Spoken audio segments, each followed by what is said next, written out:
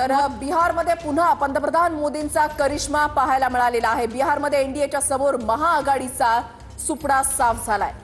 बिहारमध्ये सर्वात मोठा पक्ष म्हणून भाजप समोर येतोय। दुसऱ्या नंबरवर जेडीयू आहे।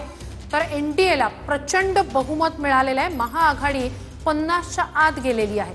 महाराष्ट्राप्रमाणेच बिहारच्या विधानसभेचे निकाल सुद्धा आता तसेच लागल्याचं पाहायला मिळतंय। मोदींच्या लाटेमध्ये काँग्रेसचं सर्वात खराब प्रदर्शन पाहायला मिळतंय आणि काँग्रेस फक्त आणि फक्त 4 वर येऊन पोहोचली आहे। राघोपूरमधून तेजस्वी यादव पुन्हा एकदा पिछाडीवर गेलेले आहेत। 343 मतांनी तेजस्वी यादव पिछाडीवर गेलेत। भाजपचे सतीश कुमार आघाडीवर आहेत। सतीश कुमार आणि तेजस्वी यादव यांच्यामध्ये अक्षरशः कडवी लढत जी आहे ती या ठिकाणी पाहायला मिळते।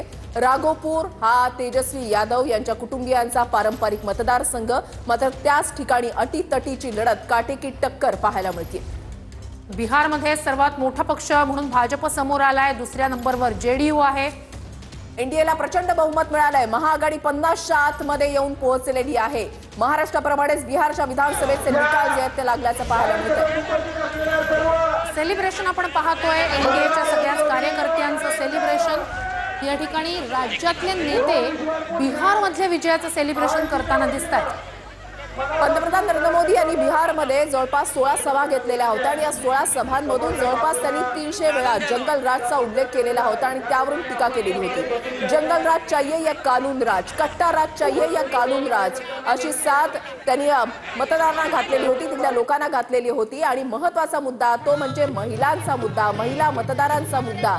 ज्या पद्धतीनं नितीश कुमार यांनी आपली महिला मतदार ही त्यांची एफटी म्हणून चर्चिली जाते, मानली जाते, तर याच महिला मतदारांनी जेडीयूची साथ यंदा दिल्याचं पाहायला मिळतंय। कारण 10% जे वाढलेलं मतदार आहे ते 10% वाढलेलं मतदान हे महिला मतदारांचं आहे, असा आकडा जो आहे तो सातत्यानं समोर येतोय। बिहारमध्ये पुन्हा एकदा पंतप्रधानांचा करिश्मा दिसलाय। बिहारमध्ये एनडीएच्या समोर महाआघाडीचा सुपडा साफ झालाय। बिहारमध्ये सगळ्यात मोठा पक्ष भाजप ठरलाय, तर दुसऱ्या नंबरवर जेडीयू आहे।